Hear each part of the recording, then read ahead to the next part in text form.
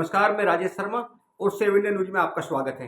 20 मई को अगर मैं उत्तर प्रदेश की बात करूं तो 14 लोकसभा सीटें हैं और चूंकि ये सारी तमाम वीआईपी सीटें हैं, यहाँ इस समय देश के कई केंद्रीय मंत्री वो नाम हैं जो इस समय चुनाव मैदान में हैं और 20 मई को जो 14 लोकसभा का चुनाव 14 लोकसभा सीटों का चुनाव होने जा रहा है, इसमें कई केंद्रीय मंत्री हैं। और हालांकि यह अलग बात है कि 2014 और 2019 में उन्होंने ऐतिहासिक जीत दर्ज की, लेकिन इस बार एंटी इनकम्बेंसी के चलते और जो तमाम जातीय समीकरण है उसको लेकर तमाम कई सारी ऐसी सीटें हैं जो सीटें फंसी हुई हैं और उसमें मंत्री भी हैं।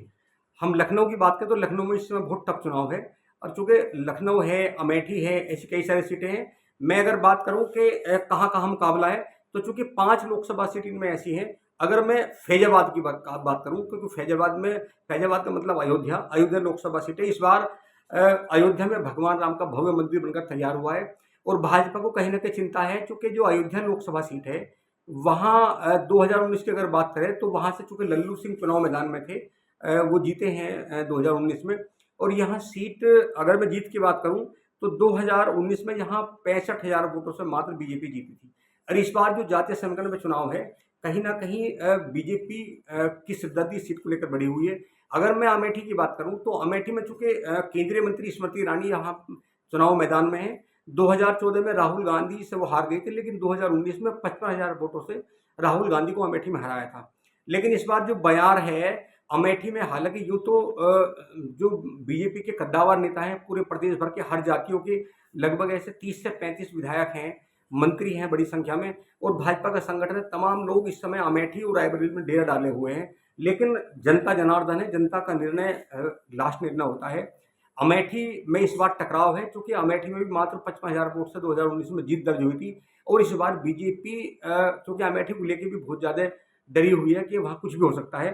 अगर मैं बात करूँ मोहनलालगंज की, क्योंकि मोहनलालगंज में कौशल किशोर भी कृषि मंत्री भी हैं, वो केंद्रीय मंत्री हैं और वो इस बार तीसरी बार चुनाव लड़ रहे हैं मोहनलालगंज से। उनके सामने आर के पचौरी हैं जो सपा कांग्रेस अलायंस से हैं, और बसपा से यहाँ राजेश कुमार मैदान में है। यहाँ भी बहुत कड़ा मुकाबला है। हालांकि आज शाम को चुनाव प्रचार बंद हो जाएगा। और अगर मैं मोहनलालगंज की बात करूँ तो 90,204 मतों से 2019 में कौशल किशोर यहाँ चुनाव जीते थे, लेकिन इस बार यहाँ भी बहुत टफ मुकाबला है। अगर मैं बात करूँ बांदा की, तो बांदा भी वो सीट है, बांदा की सीट वो है क्योंकि यहाँ भी आर के सिंह पटेल इस बार फिर मैदान में है तीसरी बार, और इनके सामने चूंकि आर के सिंह पटेल के सामने शिवशंकर पटेल हैं। यहाँ मयंक द्विवेदी को बसपा ने अपना प्रत्याशी बनाया है। तो चूंकि मयंक द्विवेदी जो ब्राह्मण वोट हैं, वो कहीं ना कहीं मयंक द्विवेदी की तरफ अगर चले गए तो कहीं ना कहीं बीजेपी को जो कैडर वोट वहाँ से हटेगा या नुकसान साबित हो सकता है, क्योंकि 2019 में 58,000 वोट से यहाँ बीजेपी ये सीट जीती थी। और अगर मैं बात करूँ कौशाम्बी की, तो कौशाम्बी में यहाँ चूँकि विनोद सोनकर हैं, और विनोद सोनकर की जहाँ तक बात है, क्योंकि वो भी तीसरी बार प्रत्याशी हैं और तीसरी बार चुनाव लड़ रहे हैं।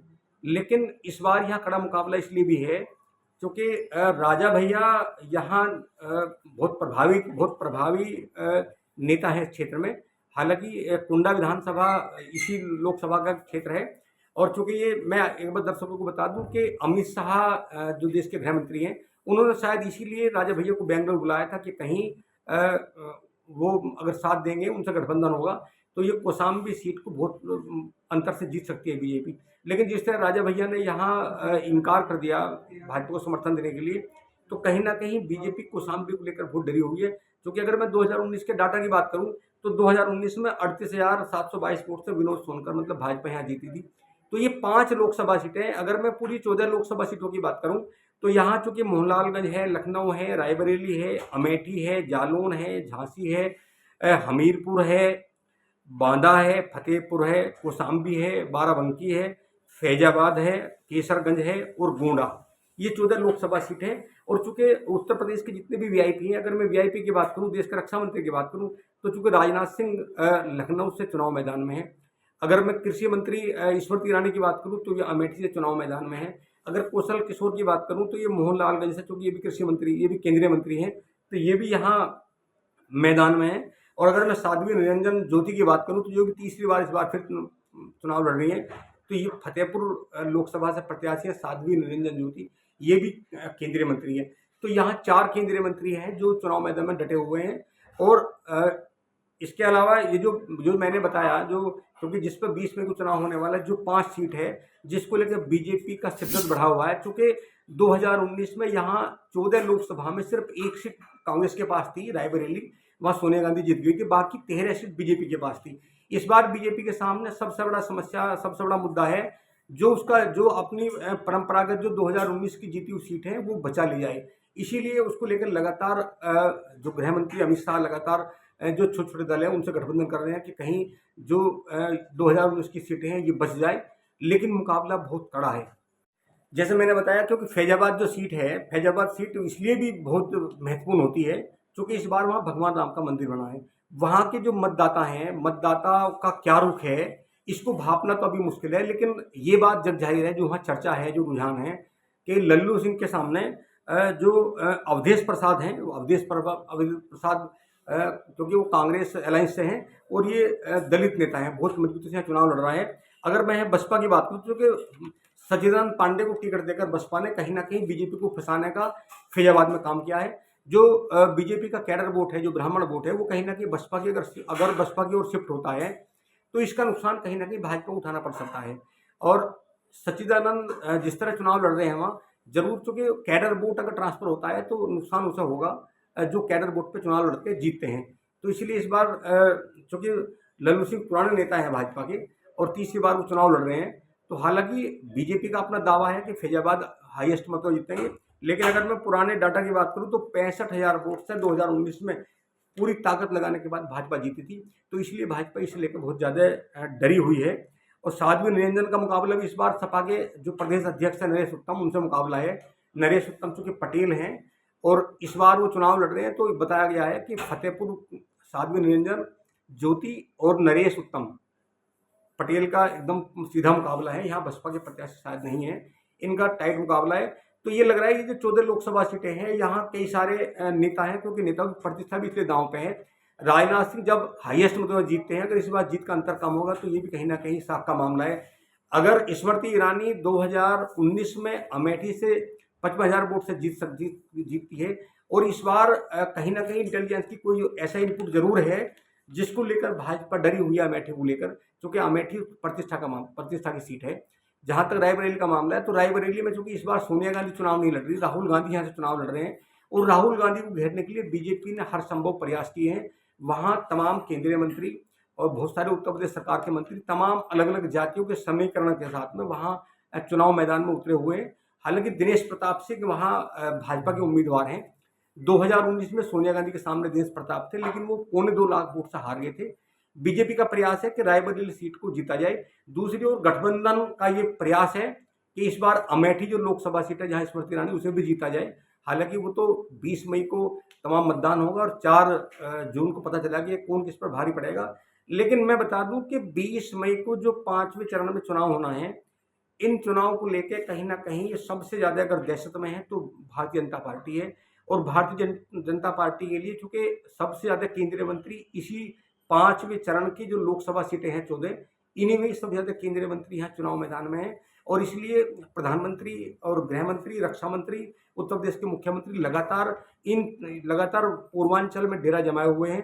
लगातार यहाँ रैलियाँ हो रही हैं और तमाम अलग अलग जातियों के जो बड़े नेता हैं उन्हें यहाँ लगातार उनकी रैली हो रही है। जहाँ तक उत्तर प्रदेश के डिप्टी मुख्यमंत्री का मामला है, तो केशव प्रसाद मौर्य को अभी क्योंकि 2 दिन पहले उन्हें कौशाम्बी में बहुत बड़े विरोध का सामना करना पड़ा, लोगों ने हंगामा किया, तो डिप्टी मुख्यमंत्री केशव मौर्य को वहाँ से जाना पड़ा, वो कार्यक्रम को संबोधित नहीं कर पाए। दूसरी ओर जो डिप्टी मुख्यमंत्री ब्रजेश पाठक हैं, वो भी कहीं ना कहीं जाते हैं और जाके अपनी फॉर्मेलिटी पूरी करते हैं, क्योंकि इस बार जो मतदाता है कहीं ना कहीं एंटी इनकम्बेंसी जरूर है। और जिस तरह चुनाव हो रहा है, तमाम जो एनालिसिस करने वाले जो विशेषज्ञ हैं, राजनीतिक पंडित हैं, वो भी इस बार आश्चर्यजनक है कि ये किस करवट उठ बैठेगा। और चुनाव का पैमाना फिलहाल अगर रुझानों की बात करें तो ये तय नहीं हो पा रहा। सिर्फ ये है, अगर बीजेपी के नेताओं की बात करूं तो वरिष्ठ नेताओं का कहना है कि जिन सीटों को 2019 में बीजेपी ने हाईएस्ट अंतर से जीता था वहां तो जीत जाएंगे, लेकिन जिस तरह एंटी इनकम्बेंसी है, दूसरा मतदान का प्रतिशत बहुत कम है 2019 के मुकाबले, क्योंकि अगर मतदान कम होगा कहीं ना कहीं बीजेपी को नुकसान होगा। और जिस तरह जातीय समीकरण पर चुनाव हो रहा है वो भी कहीं ना कहीं एनडीए के लिए फिलहाल नुकसानदायक साबित हो सकता है। तो हम लोग बता रहे थे रुझान इन 14 लोकसभा सीटों के, ये 14 लोकसभा सीटों के रुझान है। उत्तर प्रदेश की 5वें चरण की इन्हीं तमाम लोकसभा सीटों में सबसे ज़्यादा यहाँ केंद्रीय मंत्री चुनाव मैदान में है और इसीलिए यहाँ चुनाव रोचक भी है। एक और जहाँ सपा और कांग्रेस जो इंडिया अलायंस है उसके नेताओं ने, तमाम नेताओं ने पूरी ताकत लगा दी है, चाहे उसमें प्रियंका गांधी हो, चाहे सोनिया गांधी भी मैदान में उतर गई। सोनिया गांधी को भी रायबरेली में कहना पड़ा कि मैं अपने बेटे को रायबरेली सौंप रही हूँ और मुझे उम्मीद है कि सेवा करेगा, क्योंकि भावनात्मक सोनिया गांधी ने वहाँ कार्ड खेला। और हालांकि ये माना जा रहा है कि रायबरेली सीट तो कांग्रेस के पास ही होगी और वो ऐतिहासिक जीत भी होगी, ऐसा माना जा रहा है, क्योंकि ये कांग्रेस की परंपरागत सीट है। अब मसला अमेठी का है। अमेठी में दोनों एनडीए और इंडिया दोनों की जोर आजमाइश है। कौन जीतेगा, वो जो जीतेगा वो सिकंदर होगा। हालांकि पेच फंसा हुआ, अभी क्लियर कहने की स्थिति में कोई नहीं है, क्योंकि जो जातीय मतभेद है, अगर यहाँ अमेठी में ब्राह्मणों की बात करें, क्योंकि ब्राह्मण यहाँ बड़ा वोट बैंक है और कहीं ना कहीं परशुराम जयंती की जो अनुमति थी, परशुराम जयंती का यहाँ प्रोग्राम नहीं होने दिया, तो ब्राह्मण समाज के अध्यक्ष इसमें भी स्मृति ईरानी पर आरोप लगा रहे हैं कि उन्होंने प्रोग्राम कैंसिल कराया, इसको लेकर भाभी नाराजगी। तो जातीय समीकरण बहुत उलझा हुआ है। और एक बार मैं बता दूं दर्शकों के 20 मई को किस किस राज्य में कितनी कितनी लोकसभा सीटों पर चुनाव होना है। तो अगर मैं बात करूं तो टोटल यहाँ 8 राज्य हैं और 8 राज्यों में 49 सीटें और 695 उम्मीदवार यहाँ मैदान में हैं। अगर मैं उत्तर प्रदेश की बात करूं तो उत्तर प्रदेश में यहाँ 14 लोकसभा सीटों पर चुनाव होगा। महाराष्ट्र की बात करूं तो महाराष्ट्र में 13 लोकसभा सीटों पर चुनाव होने जा रहा है।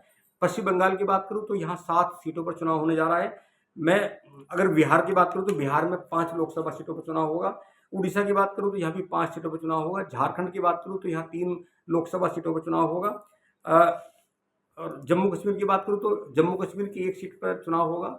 लद्दाख की भी 1 सीट पर चुनाव होगा। और तो इस तरह ये 49 सीटें हैं। हालांकि बिहार में चिराग पासवान की प्रतिशत दांव पे, चिराग पासवान भी यहाँ मैदान में है। अगर मैं महाराष्ट्र की बात करूँ तो पीयूष गोयल भी इसी 5वें चरण के चुनाव में उनकी लोकसभा सीट पर भी चुनाव होगा।